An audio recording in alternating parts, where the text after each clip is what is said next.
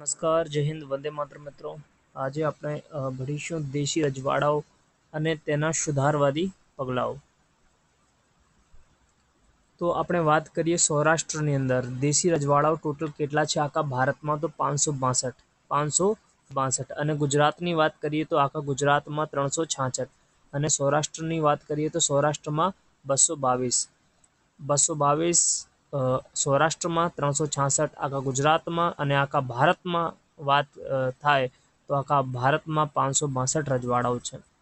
આપણે જામનગરના રજવાડાઓની સૌ પ્રથમ ચર્ચા કરીએ કે જાડેજા વંશનું નવાનગર. જામનગરનું બીજું નામ હતું નવાનગર. તો જામનગરને નવાનગર તરીકે પણ આપણે ઓળખીએ છીએ. તો આપણે વાત કરીશું જાડેજા વંશનો નવાનગર એટલે જામનગર. તો જામનગરની સ્થાપના ક્યારે થઈ હતી? તો જામનગરની સ્થાપના થઈ હતી 1540માં. કોણે કરી હતી? તો જામ રાવલ. અને આ શાસન હેઠળના આ પ્રદેશને કયા નામથી ઓળખાતા હતા? તો હાલાર. ઓકે. તો જાડેજા વંશનું સ્થાપકનું નામ જામ રાવલ અને તેમની સ્થાપના 1540માં થઈ હતી. નવાનગર શહેર કયા નદી કિનારે આવેલું છે? જામનગર જે શહેર વસેલું હતું એ કયા નદી કિનારે વસેલું હતું? તો રંગમતી અને નાગમતી નદીના કાંઠે આ શહેર વસાવવામાં આવ્યું હતું. જામનગરના બીજા ઘણા બધા નામ છે, જેમ કે નવાનગર, નવીનનગર, નોતમનગર અને નવાનગર અને જામનગર. જામનગરનું એક યુદ્ધ પ્રખ્યાત છે. આ યુદ્ધનું નામ છે ભૂચર મોરીનો યુદ્ધ. ભૂચર મોરીનો યુદ્ધ. ભૂચર મોરીનો યુદ્ધ ક્યાં થયો હતો, ક્યારે થયો હતો? ઘણી વખત એક્ઝામમાં પૂછાઈ ચૂક્યો છે. તો યાદ રાખજો મિત્રો કે ભૂચર મોરીનો યુદ્ધ જે છે એ 18 જુલાઈ 1591માં ભૂચર મોરીનો યુદ્ધ થયું હતું. કયા જિલ્લામાં? તો જામનગર જિલ્લામાં. કયા તાલુકામાં? તો ધ્રોલ તાલુકામાં. એટલા માટે ધ્રોલ તાલુકામાં એક વન પણ બનાવવામાં આવ્યું છે. આ વનનું નામ શું છે? તો શહીદ વન. તો શહીદ વન ક્યાં આવેલું છે? જામનગરમાં. જામનગરના ધ્રોલ તાલુકામાં. યુદ્ધનું કારણ શું હતું? તો ગુજરાતના છેલ્લા બાદશાહ મુઝફ્ફર શાહ ત્રીજા.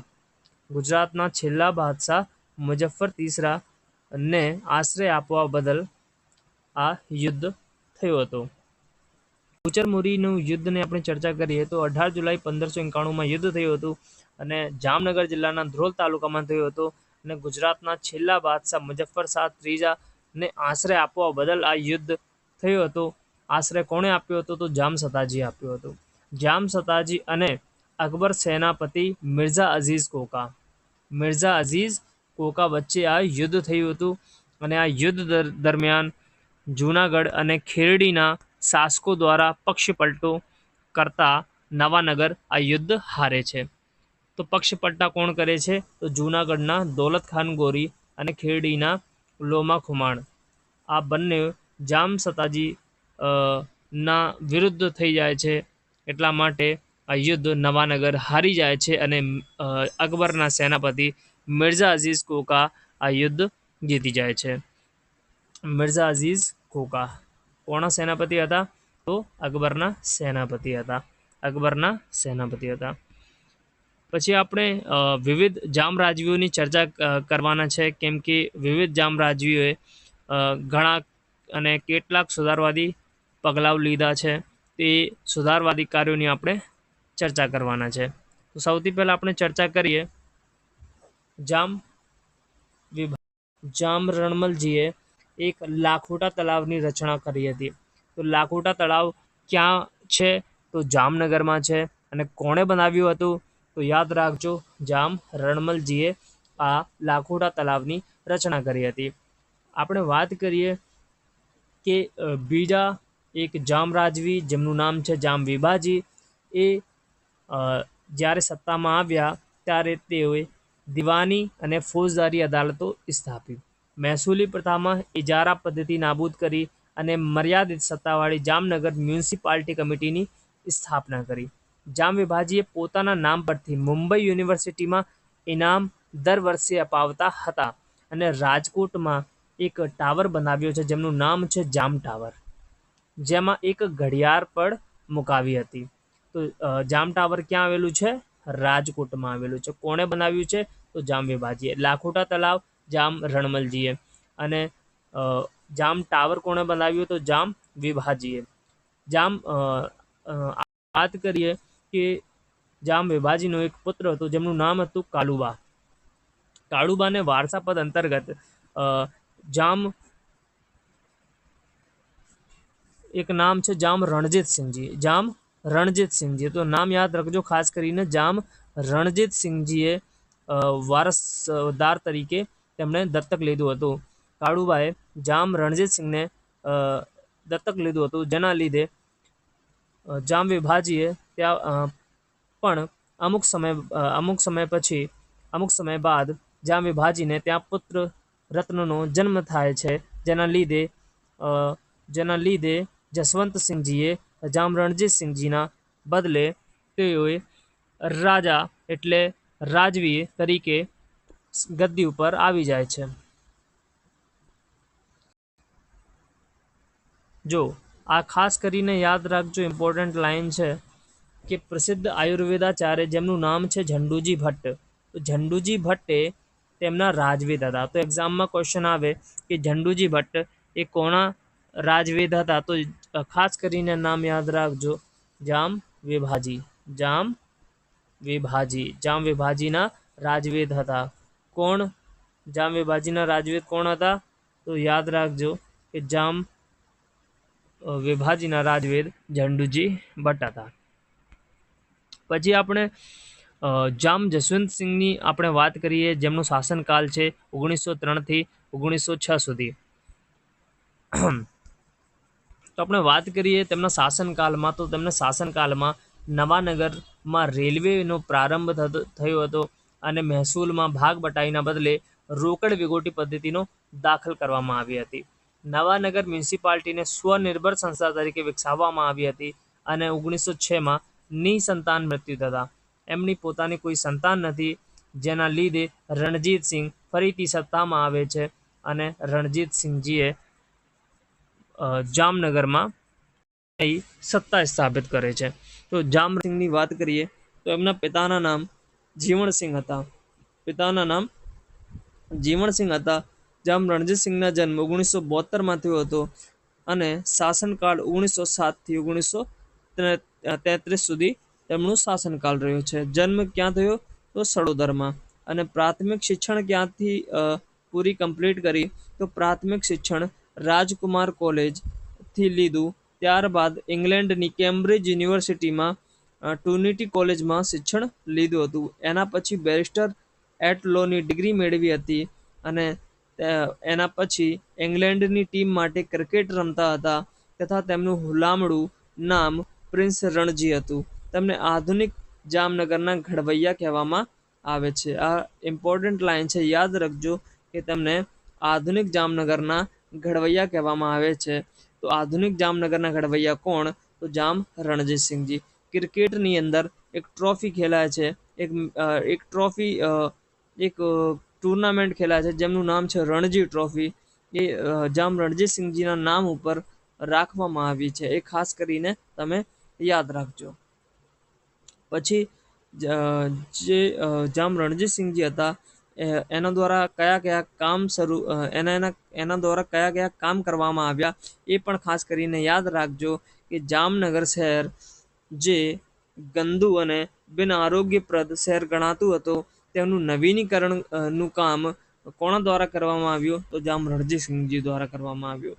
રસ્તાઓની બંને બાજુ સુંદર દુકાનો અને ફૂટપાથ બનાવી અને ઘણા બધા નામ છે, નામ ખાસ કરીને યાદ રાખજો કે જામ રણજીતસિંહજી દ્વારા Vibha Vilas, Jam palace, Pratap palace, Amar Vilas, Maan villa, વિવિધ પેલેસ, ફિલ્ટર હાઉસ, નવું paddock, Irwin hospital, solarium, nursing school, cricket bungalow અને ઘણા બધા છે. જેમ કે ઇમ્પોર્ટન્ટ આપણે વાત કરીએ તો રણજીત સાગર ડેમ, એ ઘણા બધા સ્થાપત્યો જામ રણજીતસિંહજી દ્વારા કરવામાં આવ્યા હતા, જેના લીધે વિવિધ બાંધકામના કારણે જામનગરને સૌરાષ્ટ્રનો પેરિસ તરીકે આપણે ઓળખવામાં લાગ્યું. તો યાદ રાખજો, જામનગરને શું કહેવામાં આવે છે? સૌરાષ્ટ્રનો પેરિસ. અને શા માટે સૌરાષ્ટ્રનું પેરિસ કહેવામાં આવે છે? આ જામ રણજીતસિંહજી દ્વારા વિવિધ બાંધકામના કારણે જામનગરને સૌરાષ્ટ્રનું પેરિસ કહેવામાં આવે છે. પછી આપણે વાત કરીએ કે વહીવટતંત્રમાં સુધારો. વહીવટતંત્રની આપણે વાત કરીએ કે જામ રણજીતસિંહજીના સમયમાં વહીવટતંત્રમાં કયા કયા તેમના દ્વારા સુધાર કરવામાં આવ્યા. તો યાદ રાખજો કે ઈસવીસન 1916 બાદ દિવાન પદ્ધતિ નાબૂદ કરીને સેક્રેટરી પદ્ધતિ અમલમાં મૂકી અને કુલ 4 સેક્રેટરીઓ નિમ્યા. મહેસૂલ, રાજદ્વારી, હજૂર અને કાર્યાલય અને સામાન્ય વહીવટ ખાતાઓ સંભાળતા હતા. તો મહેસૂલ, રાજદ્વારી, હજૂર, કાર્યાલય અને સામાન્ય વહીવટ ખાતાઓ સંભાળતા હતા. 1919માં 57 સભ્યોની સમિતિ બનાવી, જેની સભ્યોની નિમણૂક કોના દ્વારા થતી હતી? રાજા દ્વારા થતી હતી, અને તે સલાહકાર સમિતિ હતી. તો 57 સભ્યોની એક સમિતિ પણ બનાવી હતી, જે સલાહકાર સમિતિ હતી. ખેડૂત માટે કયા કયા પગલાં લીધા એ પણ આપણે વાંચવાના છે. તો યાદ રાખજો મિત્રો કે ભાગ બટાઈ બદલે રોકડ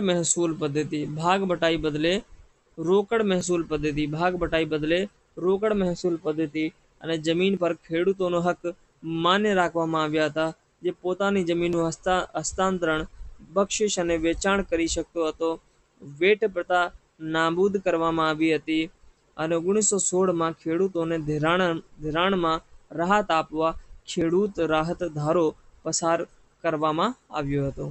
અને કુદરતી આફતોમાં પણ ખેડૂતોને પાક રક્ષણ માટે વીમા ફંડની રચના પણ કરવામાં આવી હતી. અને ખાસ કરીને યાદ રાખજો કે રણજીત સાગર ડેમનું કામ શરૂ કોણે કર્યું હતું? તો જામ રણજીતસિંહજીએ રણજીત સાગર ડેમનું કામ શરૂ કર્યું હતું. પછી આપણે વાત કરીએ કે શિક્ષણ અને આરોગ્ય ક્ષેત્રમાં કયા કયા સુધારા તેમના દ્વારા કરવામાં આવ્યા. તો 1916માં માધ્યમિક શિક્ષણ શરૂ કરી, ફરજિયાત કરી, મફત કરી, અને 1911માં પ્રાથમિક શિક્ષા મફત કરી. પછી ટેકનિકલનો ઉચ્ચ અભ્યાસ માટે શિષ્યવૃત્તિ એટલે સ્કોલરશિપ આપતા હતા.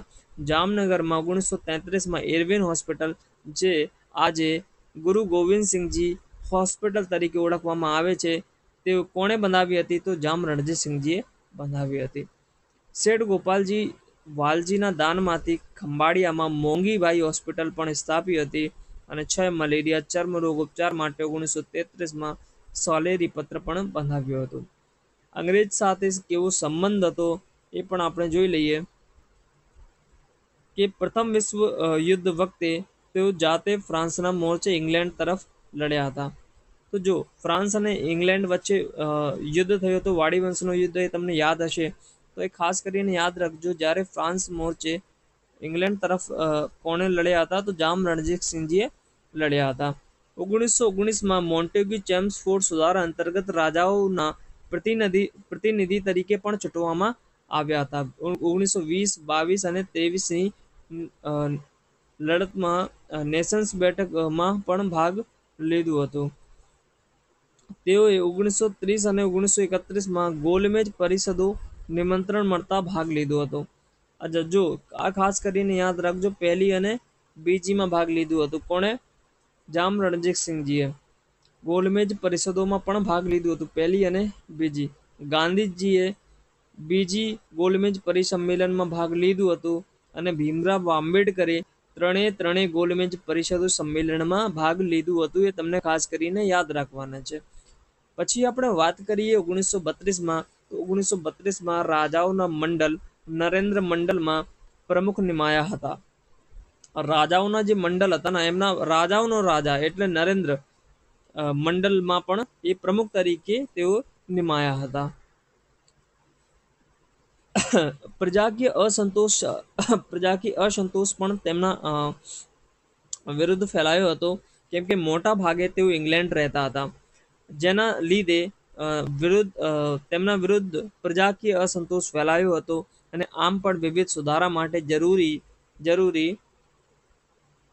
નાણાં માટે આકરા કરવેરા લાદ્યા હતા. તો જો અમુક સુધારા માટે પણ કરવેરા લાદ્યા હતા, અને તેઓ ઇંગ્લેન્ડ વધારે રહેતા હતા, જેટલા માટે પ્રજાકીય અસંતોષ પણ ફેલાયો હતો. અને આમ તેના કરવેરા વિરુદ્ધ સૌરાષ્ટ્રના તંત્રી અમૃતલાલ શેઠ આકરા પ્રહારો કર્યા હતા.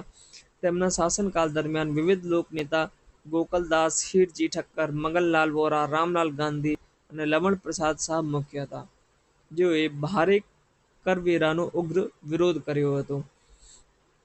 તો યાદ રાખજો, તેમના કરવેરાનો પણ વિરોધ થયો હતો. અન્ય બાબતોની આપણે વાત કરીએ તો આ અમુક પોઈન્ટ છે જે જામ રણજીતસિંહજીના જે એક્ઝામમાં ઘણી વખત પૂછાયા છે, જેમ કે પ્રસિદ્ધ army chief general Rajendra Singh કોણ હતા? તો ભાઈ તેમના ભત્રીજા હતા. રોજી બંદર કંડલા ફેરી બોટ સર્વિસ કોના દ્વારા શરૂ કરવામાં આવી હતી? જામ રણજીતસિંહજી દ્વારા શરૂ કરવામાં આવી હતી. બેડી બંદરનું આધુનિકરણ અને ત્યારબાદ રેલવે સ્ટેશનની બેડી બંદર ટ્રામની પણ શરૂઆત કરાવી હતી. નહેરુ સરકારના નાયબ સંરક્ષણ મંત્રી અને ત્યારબાદ હિમાચલ પ્રદેશના ગવર્નર કેપ્ટન હિંમતસિંહ પણ તેમના ભત્રીજા હતા. અને જો એક ટ્રોફી છે દુલીપ ટ્રોફી ક્રિકેટની અંદર એ કાફી ફેમસ ટ્રોફી છે. દુલીપ ટ્રોફી જે દુલીપસિંહ હતા તેમના નામ પરથી આ ટ્રોફીનું નામ રાખવામાં આવ્યું હતું, પણ દુલીપસિંહ પણ તેમના કોણ હતા? તેમના ભત્રીજા હતા. એ ખાસ કરીને તો તેમના ભત્રીજા જનરલ રાજેન્દ્રસિંહ અને એ દુલીપસિંહ એ કોણ હતા? તો તેમના ભત્રીજા હતા. તેમના અન્ય એક ભત્રીજા જામ દિગ્વિજયસિંહ તેમના દત્તક પુત્ર અને વારસદાર જાહેર પણ કરવામાં આવ્યા હતા. તો જામ દિગ્વિજયસિંહ જામ રણજીતસિંહજી પછી કોણ આવ્યો? તો જામ દિગ્વિજયસિંહ આવ્યો. ક્યારે? તો 1933 થી 1948 સુધી તેમનું આ કાર્યકાળ છે, ખાસ કરીને યાદ રાખજો. તો આપણે વાત કરીએ કે આ બીજા વિશ્વયુદ્ધ દરમિયાન પોલેન્ડના શરણાર્થી બાળકોને પોતાના અંતર્ગત ખર્ચમાંથી બાલાછડી મુકામે આશરો આપ્યો હતો. બીજા વિશ્વયુદ્ધ દરમિયાન પોલેન્ડના શરણાર્થી બાળકોને પોતાના ખર્ચમાંથી બાલાછડી મુકામે આશરો આપ્યો હતો. કોણે? જામ દિગ્વિજયસિંહ. તેમના પ્રાથમિક અભ્યાસ રાજકુમાર કોલેજ અને ત્યારબાદ મેલબર્ન કોલેજમાં અભ્યાસ કર્યો હતો. સિક્કાનું સિમેન્ટ કારખાનું, જામનગરની દિગ્વિજય વુલન મિલ, ગુલાબ કુંવરવા આયુર્વેદ કોલેજ અને હોસ્પિટલ અને આઝાદી બાદ સોમનાથ મંદિર નિર્માણમાં દાન અને રણજીતસિંહ ડેમનું કાર્ય પૂર્ણ કરવામાં આવ્યું હતું. જો રણજીત સાગર ડેમનું કામ શરૂ કોના દ્વારા કરવામાં આવ્યું હતું? તો જામ રણજીતસિંહજી દ્વારા શરૂ કરવામાં આવ્યું હતું. અને તેમનું રણજીત સાગર ડેમનું કામ પૂર્ણ કોના દ્વારા કરવામાં આવ્યું? તો એ જામ દિગ્વિજયસિંહ દ્વારા કરવામાં આવ્યું. તેઓ આઝાદી બાદ નિષ્ફળ જામ જૂથ યોજનાના પ્રણેતા પણ હતા. જો આ આપણું કમ્પ્લીટ થઈ ગયું છે જામનગર કે જામનગરના દેશી રજવાડા કમ્પ્લીટ થઈ ગયા છે. પછી નેક્સ્ટ વિડીયોમાં આપણા રાજકોટના રજવાડાઓ અને તેમના સુધાર કામ વિશે આપણે ભણીશું, કેમ કે આ આપણા સિલેબસમાં છે, એટલા માટે આપણે ભણવાના છે. મળીશું નેક્સ્ટ વિડીયોમાં. જય હિન્દ, વંદે માતરમ.